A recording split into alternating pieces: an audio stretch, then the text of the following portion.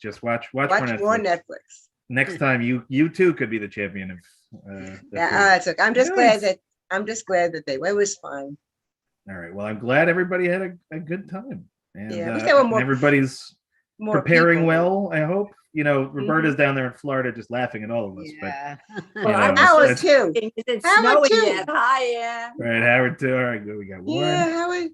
He's in Vero Beach. Nice. Well, I imagine anywhere with beach in it probably is a better place than I'm in Eastern Jupiter. Long Island. Where? Jupiter. Nice. Well, you're gonna miss all that snow tomorrow, aren't you? Look. I don't know. I'm looking at of course, the kids complain about how they're threatening to get rid of snow days, but what happened to the clergy too? Rabbis and cantors used to get an occasional day off. No more. No more. Those days are gone. No snow day for the kids. No snow days for us. Torah cannot be stopped. That is it. So, look, that's exactly. I got to practice what I preach, right? That's good. Wait, are the kids in school online in Sag Harbor? No, so we don't actually. What happened with Eva today was she was sent home with an iPad and a note that said, if school is closed on Monday, they will be learning virtually. So, right. We'll see how that goes. It's one thing when you're in high school. It's another thing entirely when you're a 5.5-year-old, almost 6-year-old. We'll see how it's going to be more work for us to put her on the thing than anything else. But and what's going to happen?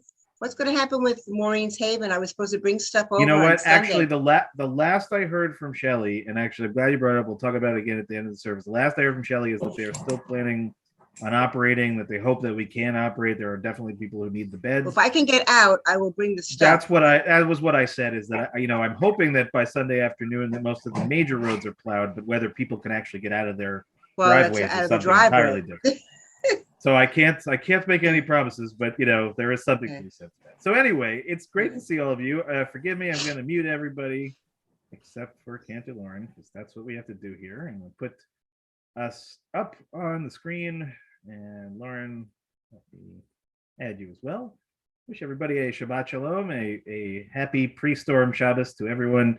And we're glad to see all of you on our Zoom. Glad to see, I'm imagining all the people who are watching on streaming. And we're excited to begin our service together. So tonight, I think Cantor Lauren's going to help us out both with candle lighting and with an opening song. So Cantor, I'm going to let you decide which of those you want to do and in what order. And looking forward to celebrating Shabbat with all of you.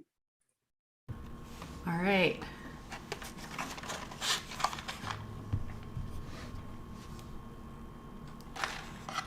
The blessings can be found on page 120.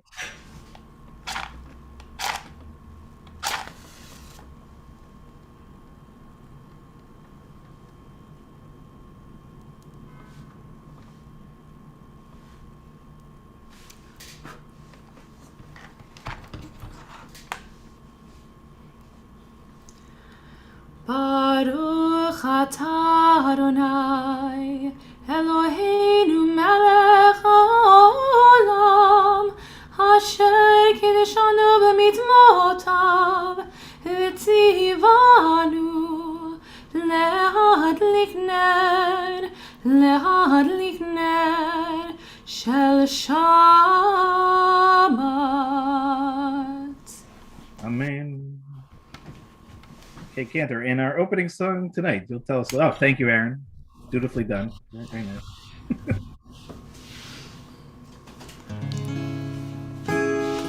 Beginning part, the words are just A-O-O-A.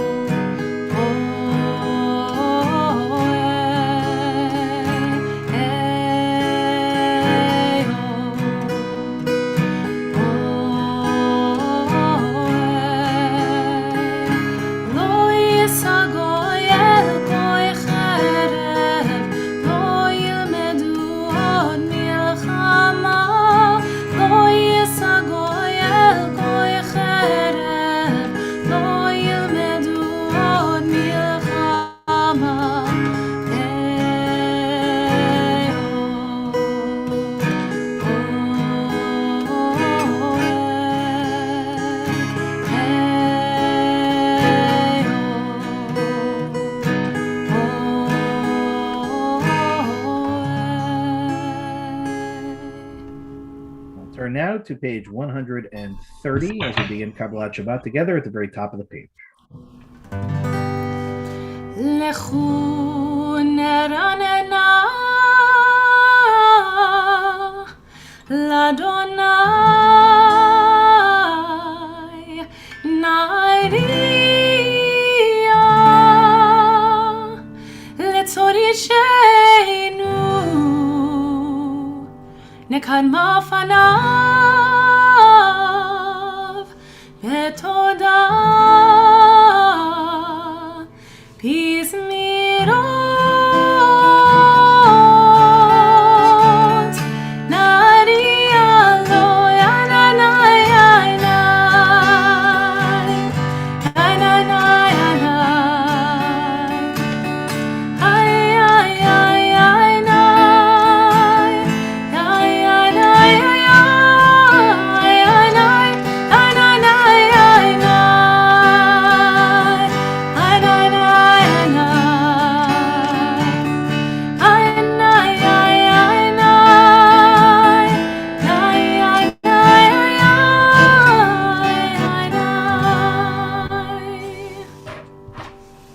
Turn now to page 131.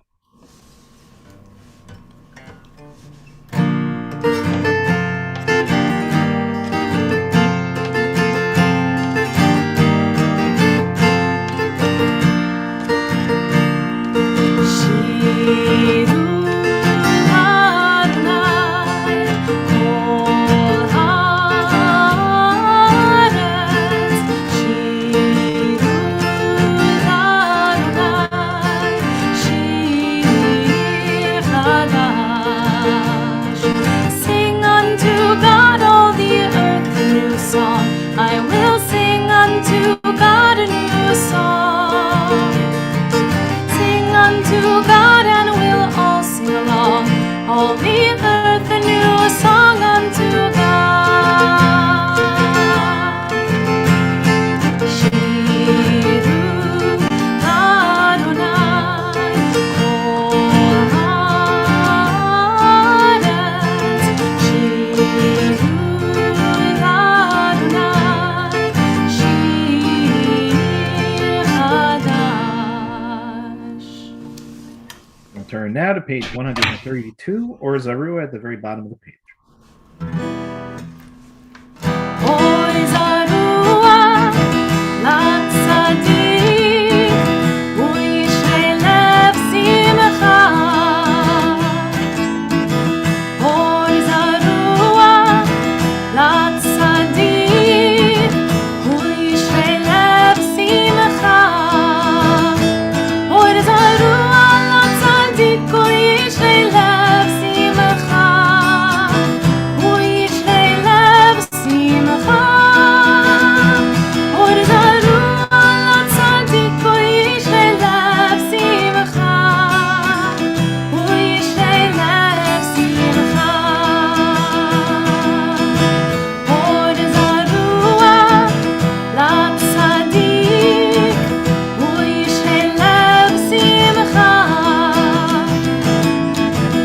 Oy zarua latzadik u'yishrei lev simcha. We'll turn now to page 134, Zamru Ladonai. Zamru l'Adonai bechino, bechino v'kol zimra. Zamru l'Adonai bechino, bechino v'kol zimra.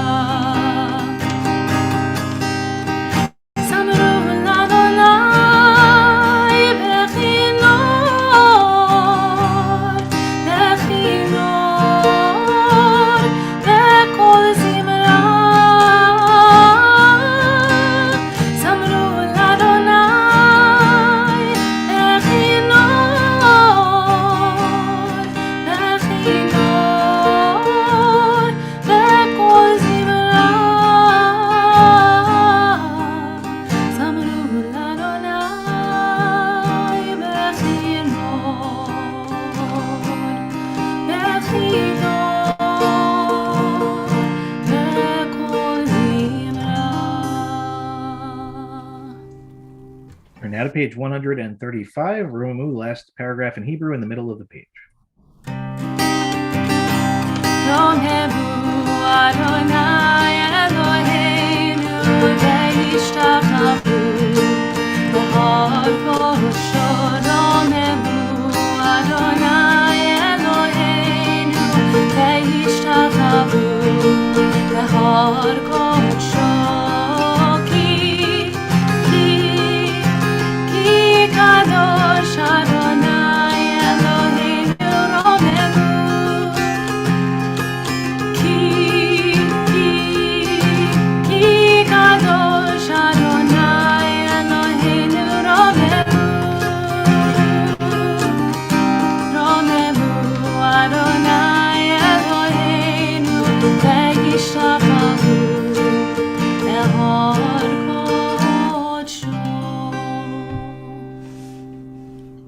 Turn now to Lecha Dodi, page 138, and a reminder, we'll do the first, second, fifth, and ninth paragraph. Lecha Dodi likrat kala, B'nei Shabbat nekabela. Lecha Dodi likrat kala, B'nei Shabbat nekabela.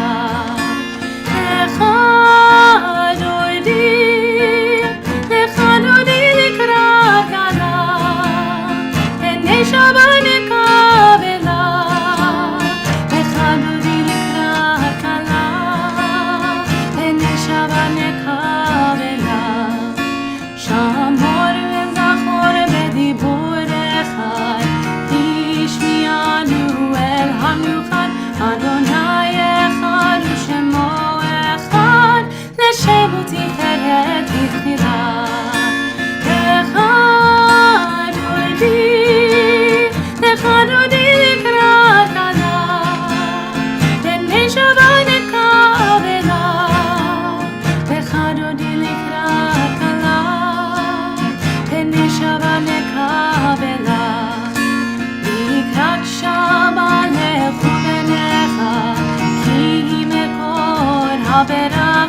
בראש מקדם נסוכה, סוף מעשה במחשבה תחילה.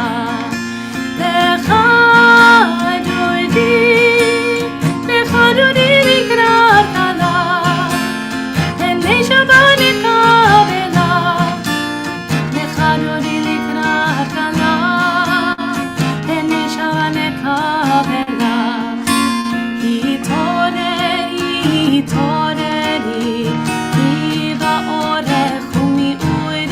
התעוררי אורי שיר דברי, כבור עלי נחילה. לך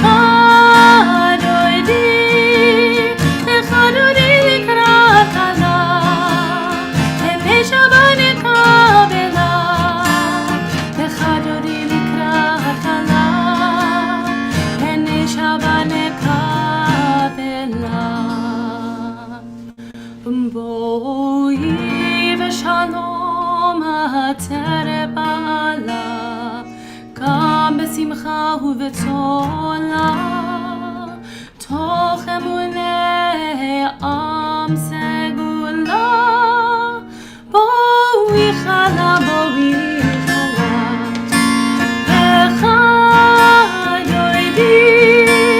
לך דודי לקראת קלה, בני שבת נקבלה. לך דודי לקראת קלה, בני שבת נקבלה. We'll turn now to page 140 after we give Cantor Lauren just a second to catch their breath.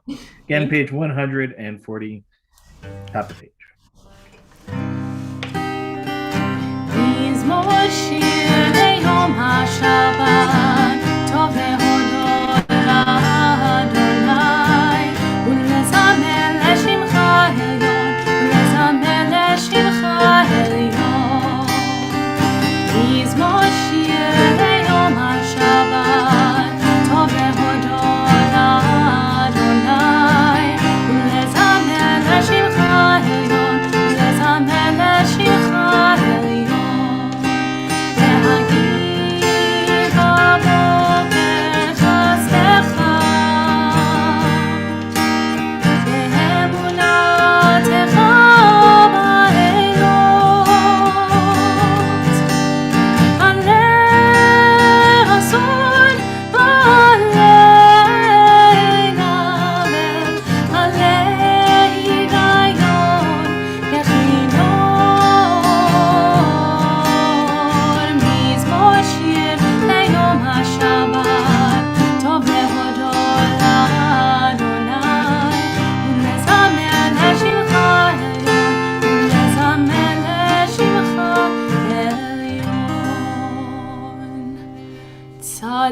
התמר יפרח, כארץ בלבנון ישנא, שתולים בבית אדוני, בחצרות אלוהינו יפריחו. ינובו משיבה, לשני ורעננים יהיו, להגיד כי אשר אדוני צורי, ולא עוולת עמו. So now the Chatzi Kaddish on page 144. יתקדע ויתקדע שמי רבה, בעמד יברח חירותי וימליך מלכותי, בחייכון וביומכון ובחיי דכל בית ישראל, בעגלה בעגלה ובזמן קריב ויאמרו אמן. יהי שמי רבה מברך, לעולם מעמיה יתמרח.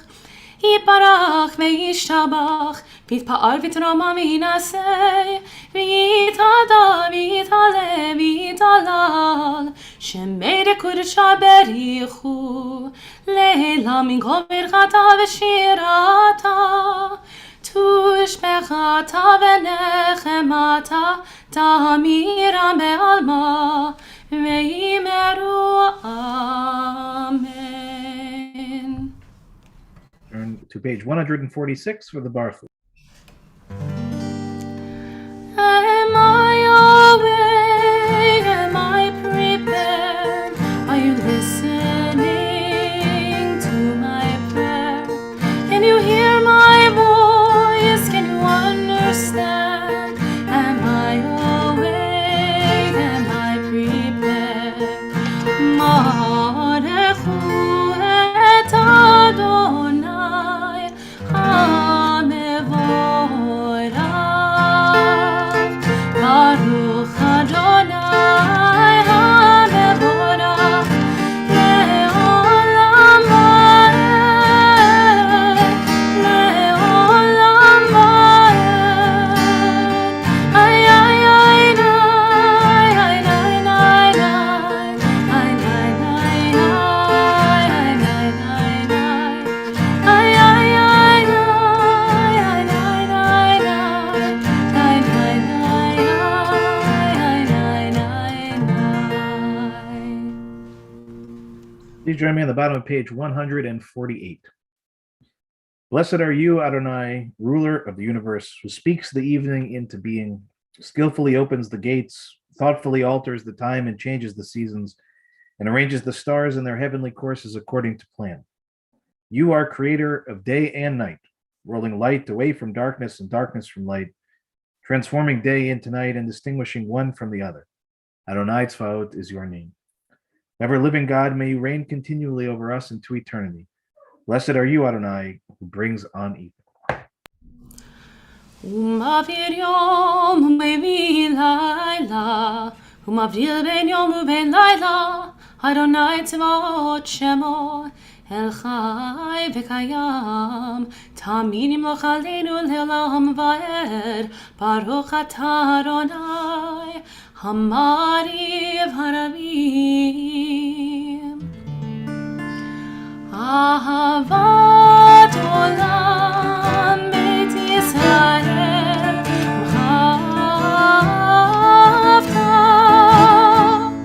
תורה ומידות, חוקים ומשפטים, אותנו למדת. על כן אדוני אלוהינו, שוכבנו וקומנו,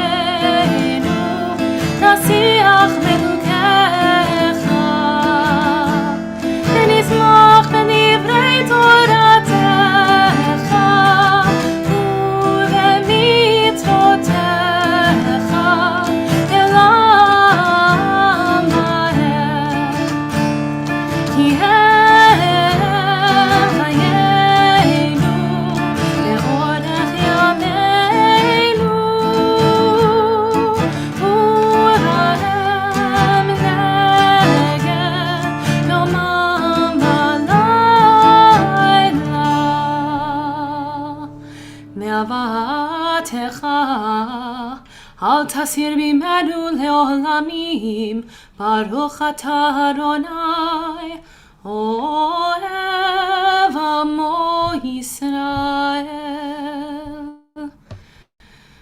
שמע ישראל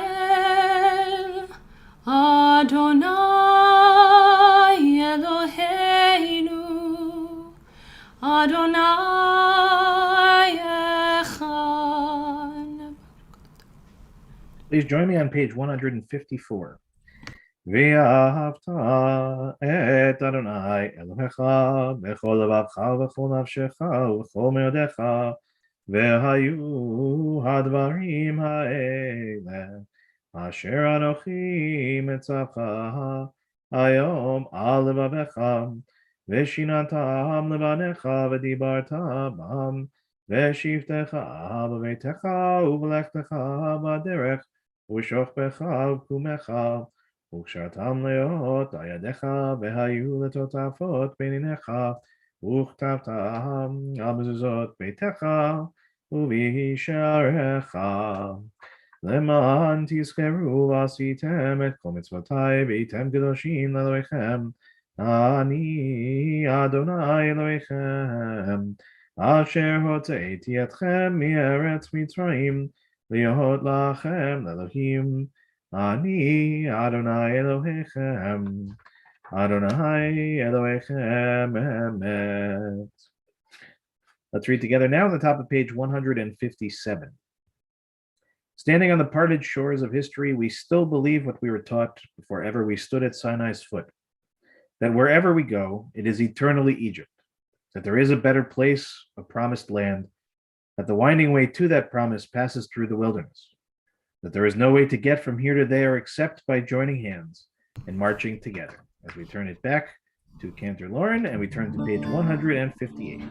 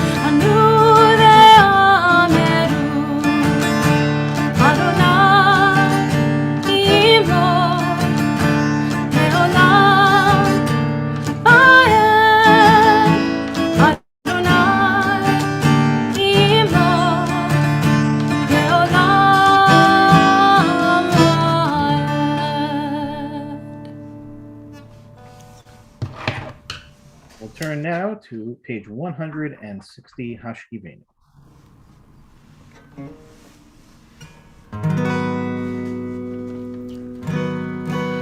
Spread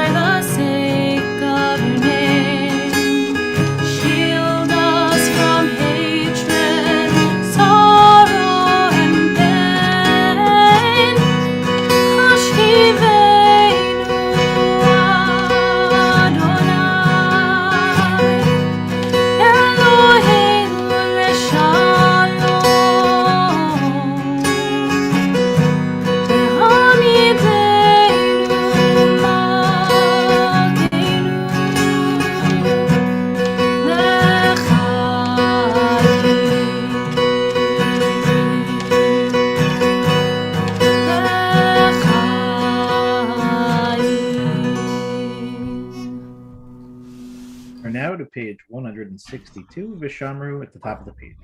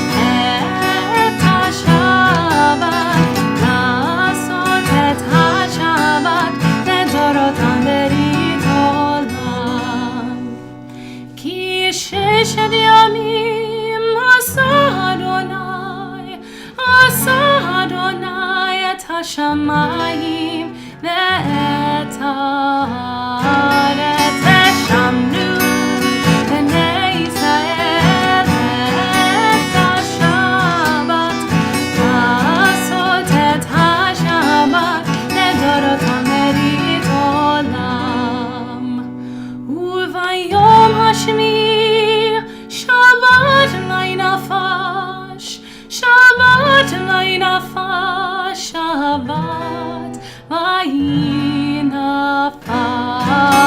ושמנו בני ישראל את השבת לעשות את השבת לדורותם ברית עולם. In a moment, Cantor Lauren will help us to begin the Amidah on page 164, and then we will continue silently from there. On page 164. Adonai sefatayv tiftach ufi tfilatecha. Adonai, open up my lips and my mouth may declare your praise. Ay, ay, ay, ay, ay, ay, ay, ay, ay, ay, ay, ay, ay, ay, ay.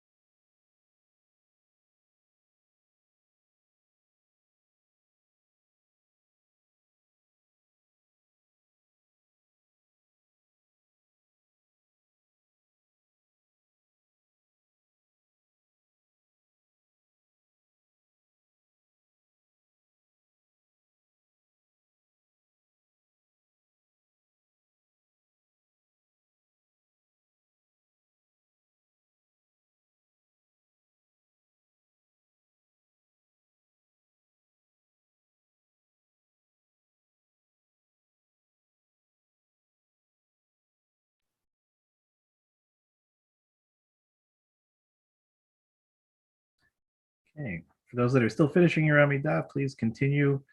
Those that are finished, we'll turn it back to Cantor Lauren, who will lead us in Oseh Shalom.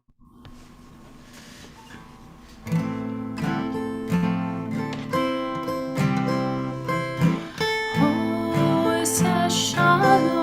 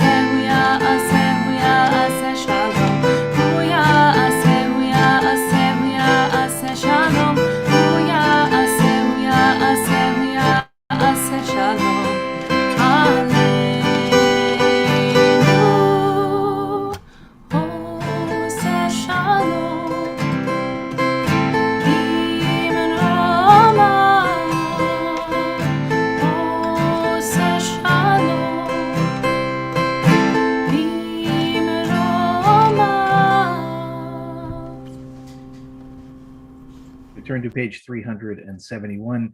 We'll begin to think of those who are connected to us in our community and just know personally who are in need of healing. So tonight we begin by thinking of David Sent, Celia Paul, Deborah Fogarty, Mike Klinghoffer, Chaim Ben Yosef Bechava, Norma Polsak, Dina Batchana, Bentzi Tepper, Cecilia Hirsch, Glenn Tinney, Tzipora Ahava, Gittel Bat Shmuel Velviva, Bruce Steger, Hannah Ruth Batsara, Jeff Baker, David Tosher, Jim Cohn, Monique Rathbun, Lindsay Epstein, Dolores Michka, Sylvia Oren, Yerachmiel Ben Hinda, Paloma Chauhan, Samuel Moskowitz, Chaim Leib, Joyce Weinberg, Rick Gold, Stu Pollock, Jane London, Catherine Guarino, Judy Stern, Miriam Cornfield, Raz Brody, Hannah Ruth Batsara, Fagel Tzipora Bat Elisheva Batsara, Richard Gambino, Michelle Sawicki, Idol Basha Bat Yitzhak, Menachem and Chaim, Rivka Bat Devora, Amy and Gavin Tucker, Janice Kurz, David Dowling, Israel Ben Yitzchak, Lorraine Danis, Buddy Kossoff, Shelley Newmark, David Kyle Klotman, Rivka Bat Rachel, Sarah Bat Chana, Moshe Eliezer Ben Sivia, Peretz Ben Yehuda, Leah Bat Naomi, Gedalia Ben Leah, Justin Banner, Tzipora Ahava, Bat Yehudit Rachel, Jane Beard Cass, Amy Cass, Steve Levine, Ira Madras, Ephraim Raphael Ben Esther, and Myra Maslin. In addition to the names we just mentioned, if you have additional names and you're on our Zoom, you're welcome to add those names to our chat. Those that are watching on streaming at home can add your names of your loved ones either out loud or in your heart. As we turn back to Cantor Lauren, who's going to lead us in the Misha Berach again on page 371.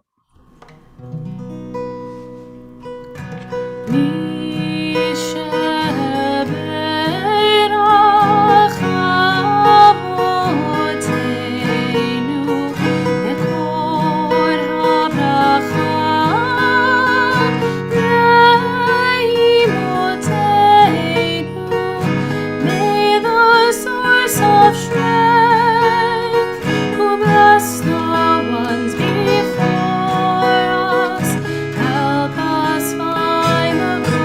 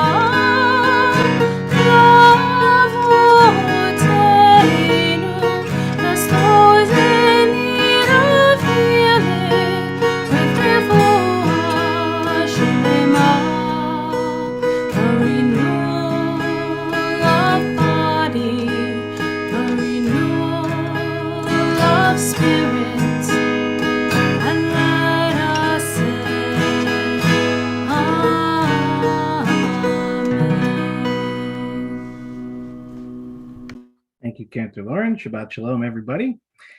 So this Shabbat we read in Parshat Mishpatim, which is, at least tonally speaking, a pretty radical departure from last week. Last week we read the giving of Revelation, the giving of the Ten Commandments, sort of a really, for lack of a better term, a theatrical kind of parsha. A lot of narrative, a lot of detail, a lot of feeling, a lot of emotion. And this week's parsha is really very different, at least seemingly, in that it is what its name implies. Mishpat is one of the words that we have for a particular part of law that is God-given. And this law is oftentimes the law that most closely directs our day-to-day lives.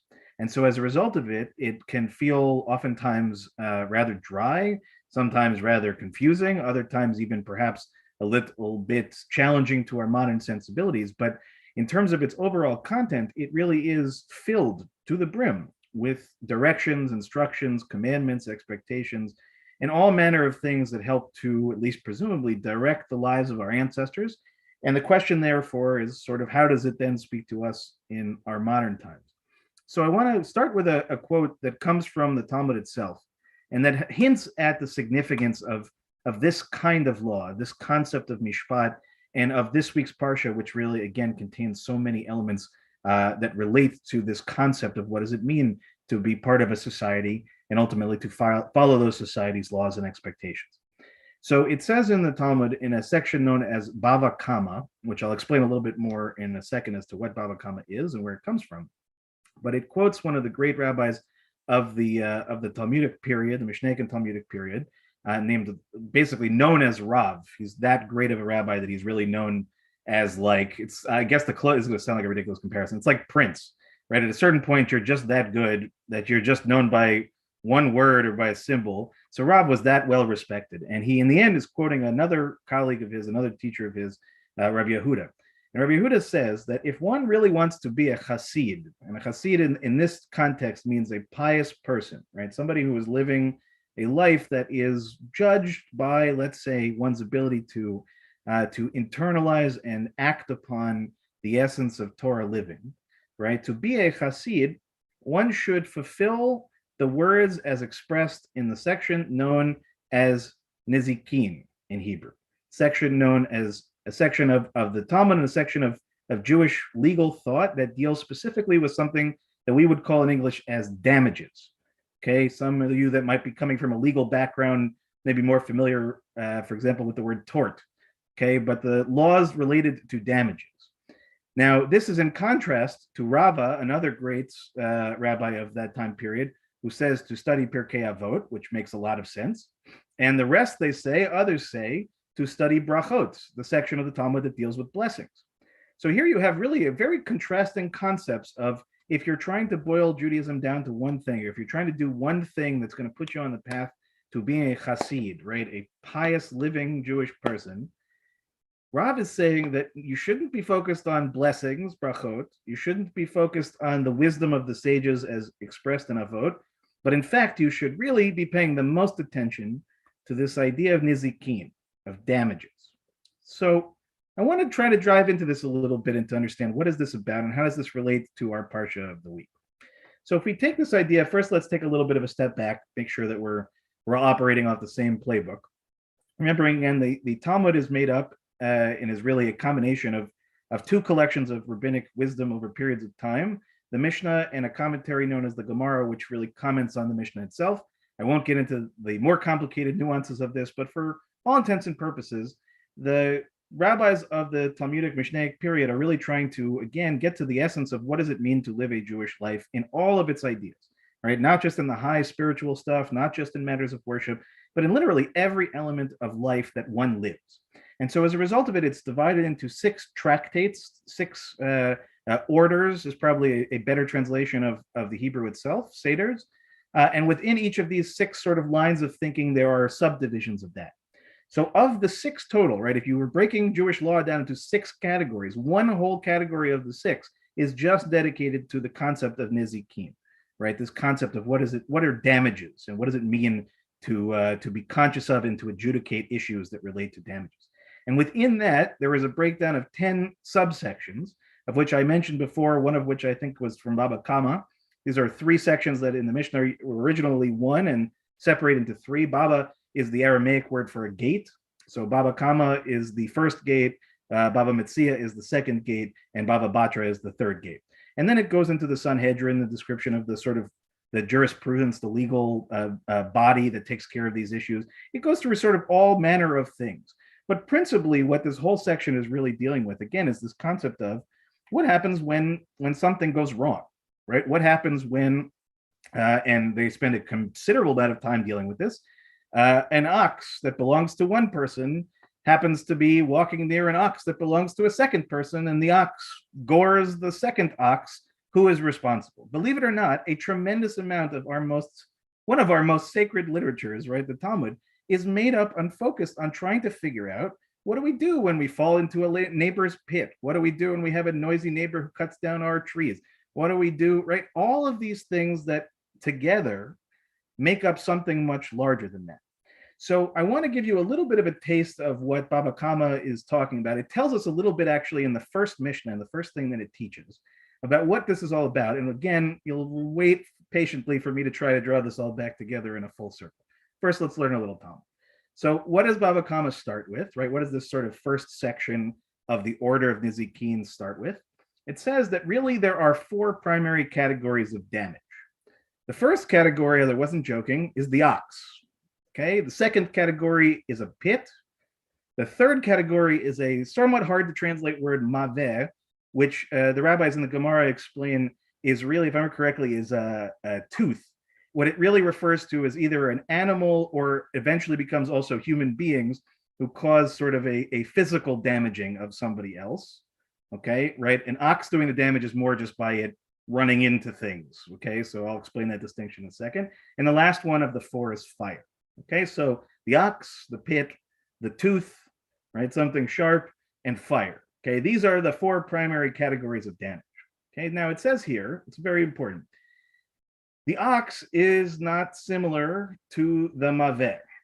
And the primary idea of the maveh, right, the tooth, is not similar, in fact, to the ox. And the defining characteristics of this category of ox, keep following me, and that category of maveh, of tooth, in which there is a living spirit involved. In other words, either an animal or a human being, there is something living involved in the damage that is caused, is not similar to the defining characteristic, for example, of the category of fire, in which there is no living spirit, so to speak, right? Fire is not a living, breathing entity, although one could argue about that based on science, I'm sure, and fire being fed by oxygen, but the living spirit, meaning that God did not imbue that entity with a Ruach Elohim as the animals and human beings have been. Okay, so what's basically saying is there are these four categories, and yet at the same time, they are distinct from each other. So if you create laws that relate to the ox or to the pit or to the fire or to the tooth or the whatever, right, that each of them has to be looked at as distinct. Its laws are distinct, its expectations are distinct.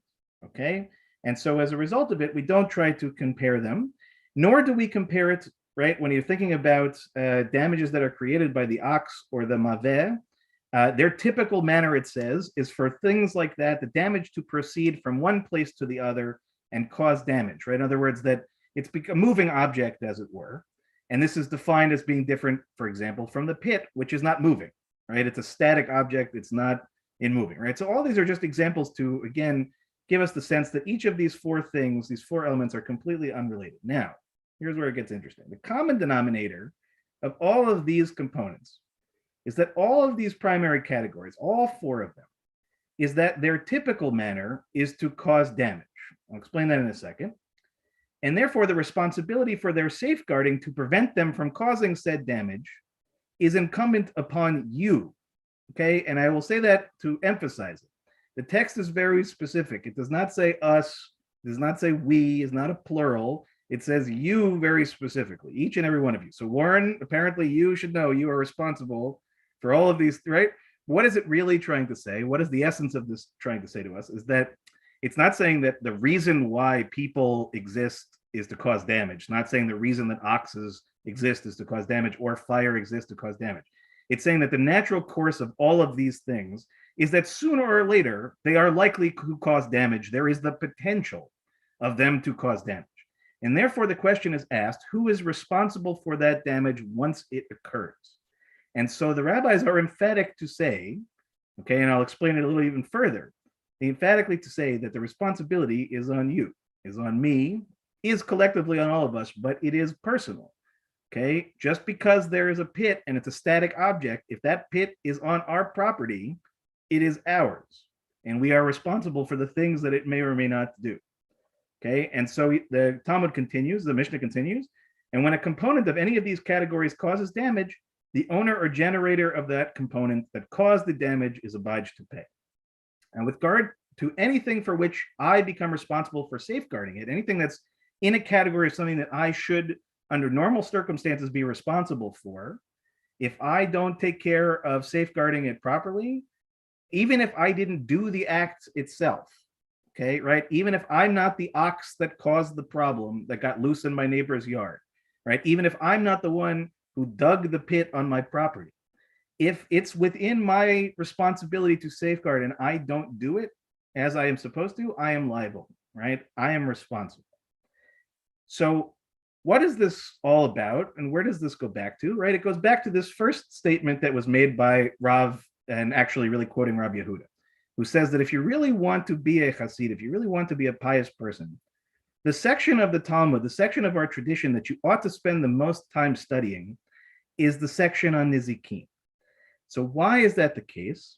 The Mishnah gives us a certain insight, and then we have to take it a step further. The Mishnah is basically saying to us that there is no human being, right, none of us, that will exist from birth until death without being responsibility for damaging something else in our world.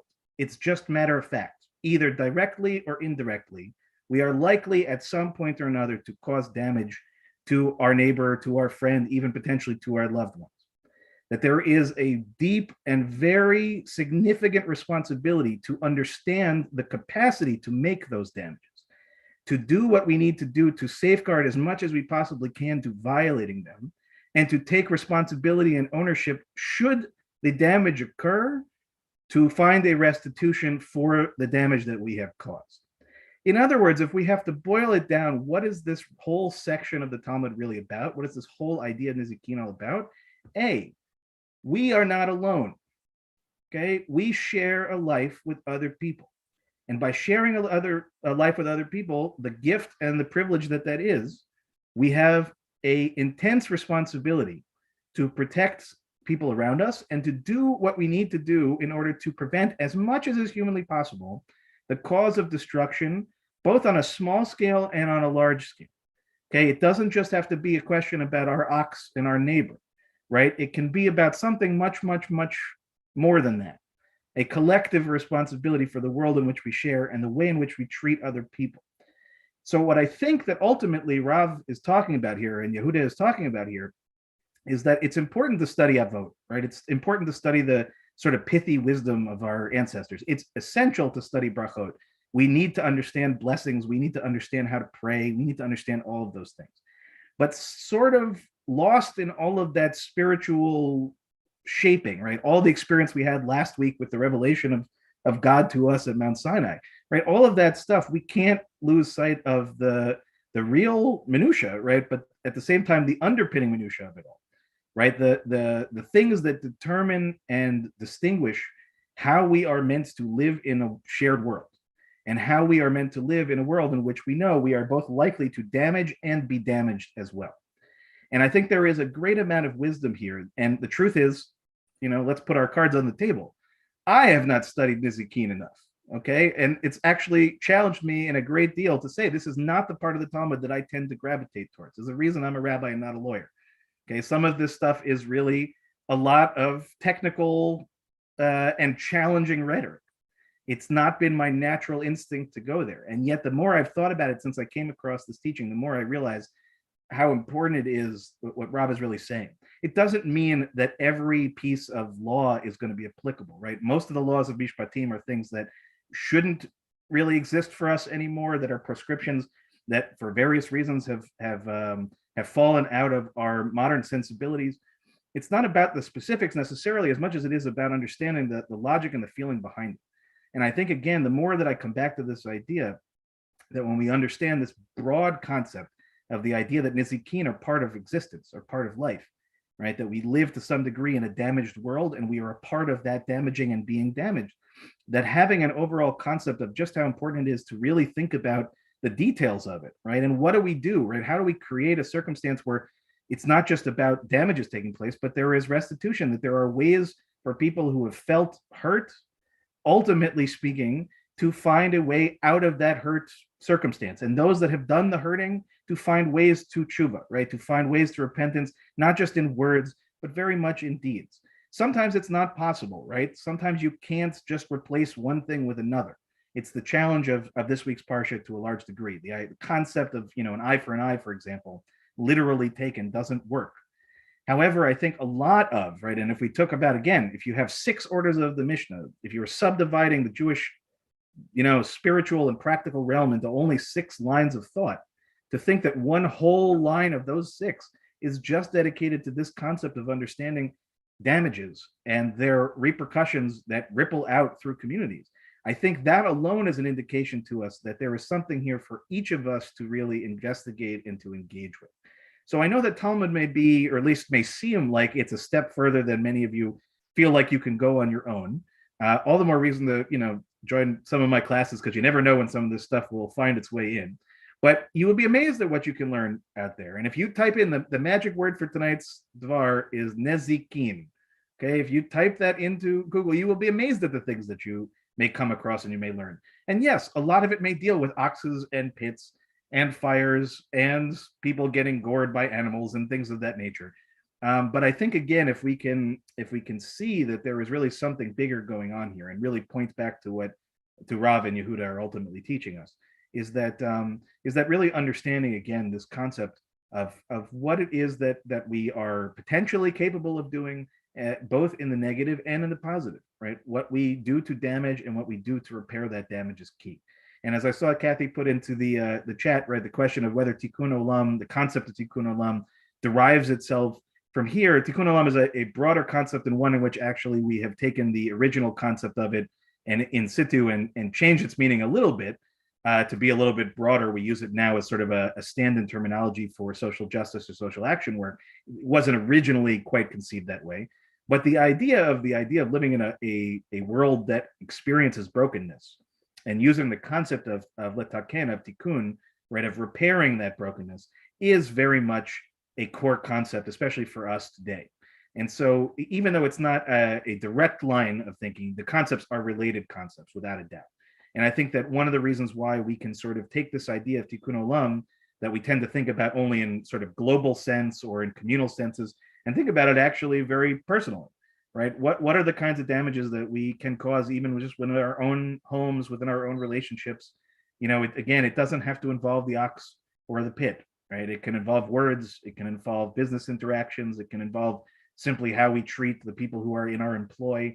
All of that is contained really within this week's portion, and from this week's portion, a lot of other things that ultimately speaking, I think really need to be more of our focal point, especially these days where we are all the more conscious of our interconnected relationships and the shared world in which we live and the shared challenges that we face.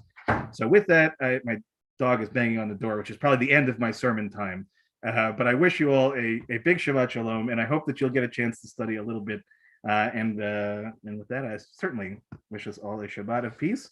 And we'll turn now to page 586 at the very bottom, Alinu L'Shabbat.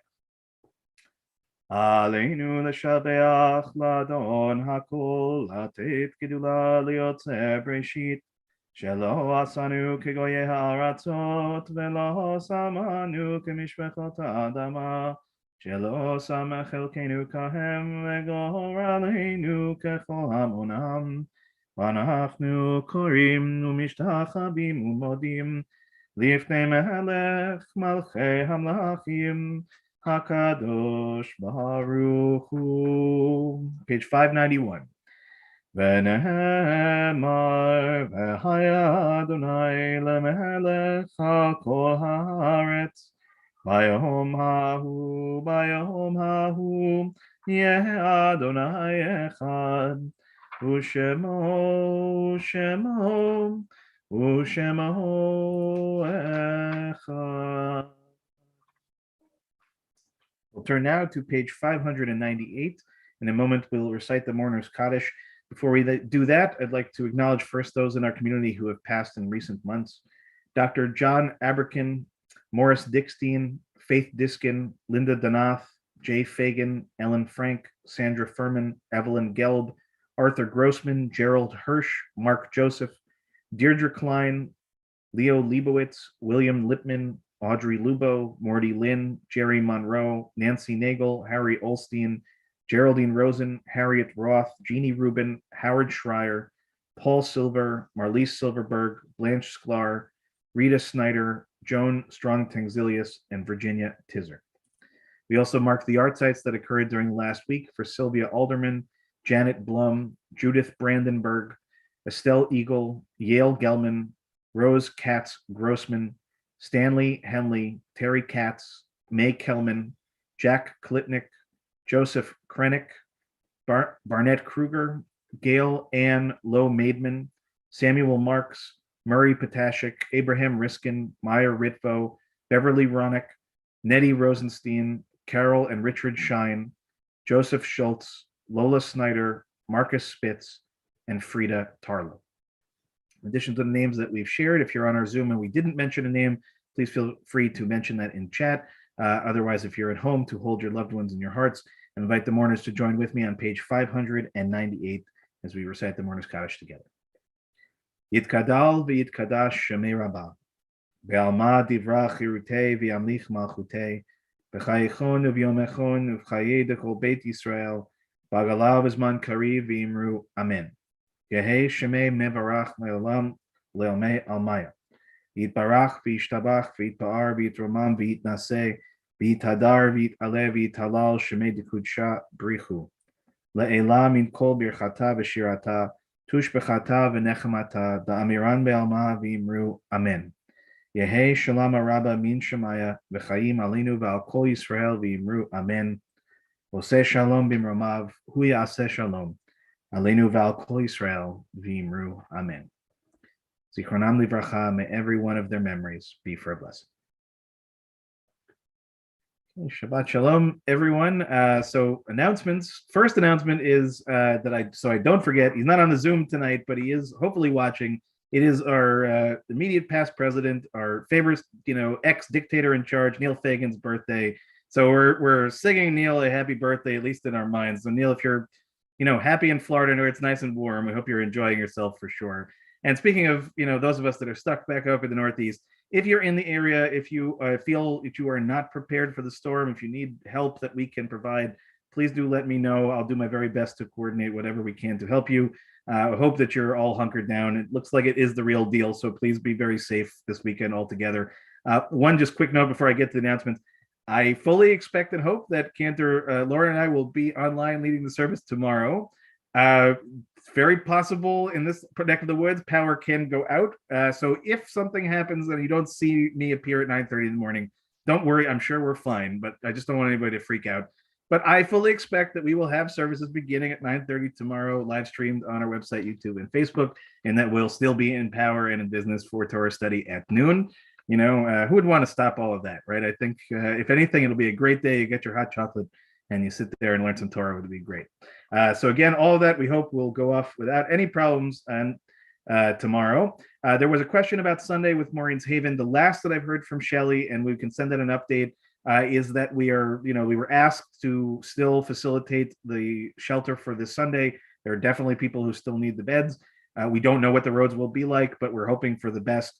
So those that have already volunteered and scheduled to do things, just please make sure that you're in touch with Shelley. If for any reason you are not safely able to get out of the house, just let us know. We'll make it work. We'll figure out something. But we're going to do our very best to try to help as best as we can.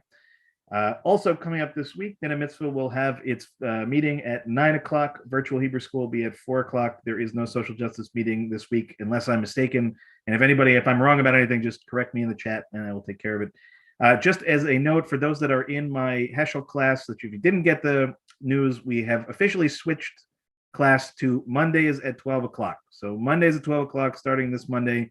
Same link you've always used, same information. If anybody dropped out of the class over time because Wednesdays at noon wasn't working for you, you can come right back in. We won't judge you, we promise.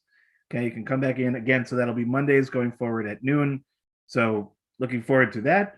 A reminder that coming up this Thursday, February 3rd at 7 o'clock, we have a virtual book talk with Jeffrey Sussman speaking about his book, Holocaust Fighters. So again, that is this Thursday, February 3rd at 7 o'clock.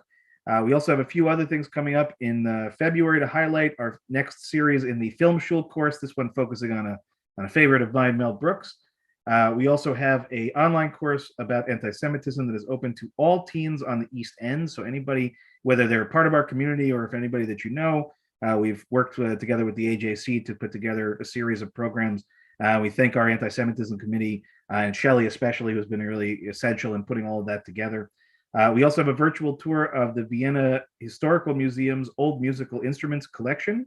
Later in the month, we will also be having a combination, we hope, of both an in-person and a virtual hybrid program with Professor Julian Zelizer, who's written a book about Abraham Joshua Heschel, of which I will participate as an interviewer. And again, that will be later on the month, if I remember correctly. It is February 20th, which we're going to do in connection also with the UU.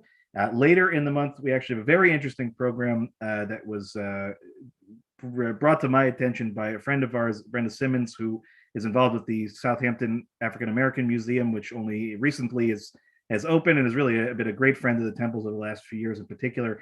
And she let us know about a really remarkable story about author Mary Romney, who's speaking on a story that is really it's hard to actually express. Just look for the flyer that's coming up soon. It'll have much more detail. I don't want to get any of the details wrong. But all that's to say, basically, February is going to be a month where we're going to have a lot going on. The one thing that I'm sure many of you are wondering about, which is when we will be returning to in-person or hybrid services, the decision hasn't been made yet. We have a board meeting coming up on February 9th. My guess is that our decision-making will be done then. As always, we put our safety of our people first and foremost. We're not going to make any rush decisions about anything. But as we always do, we're going to do this consciously and give our board and our leadership a chance to discuss. And you will certainly be the first to know. But for next Shabbat, expect that we will be virtual as well until you hear otherwise. With that, the only other thing was, for those that were following and remembered that Cantor Lauren was supposed to have a practicum, as you can imagine, that practicum was interrupted ever so slightly. And so, Cantor, I'm going to put you on just to remind us now what we think the next. Yeah, so this has been penciled in. So it is now on February 16th or whatever that Wednesday is. I believe it's the 16th. It's in about 3 weeks. The pencil still exists? Is that a thing? I was going to say pen, but I guess nothing can really be in pen these days. Yeah, I suppose not. That's good. Well, we've been very patient. We know that it's one of your great characteristics. We're looking forward to it. It's going to be great, I'm sure. And so we're going to close our time together first with a closing song with Cantor Lauren, and then I'll pop back up for Kiddush in just a moment. So Cantor, it's all yours. All right. I put some words in the chat if you would like to sing along.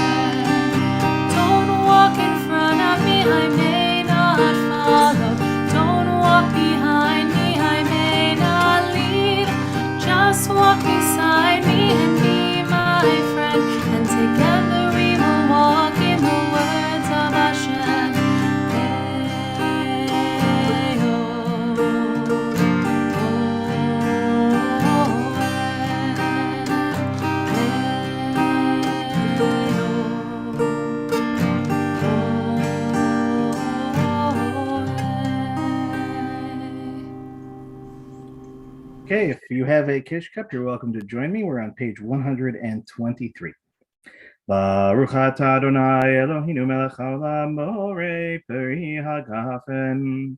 Baruch atah Adonai Eloheinu melech haolam asher kitshanu b'mitzvotav v'ratzavanu v'shabbat kodsho b'ahava u'b'ratzon inchilanu zikaron lema'aseh bereshit ki hu yom techila lemikrae kodesh זכר ליציאת מצרים כי בנו בחרת ואותנו קידשת מכל העמים ושבת קודשך באהבה וברצון הנחלתנו ברוך אתה אדוני מקדש השבת.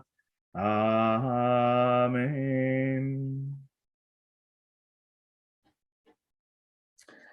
A l'chaim to you, l'chaim to all of our streaming friends, l'chaim to all of our Zooming friends.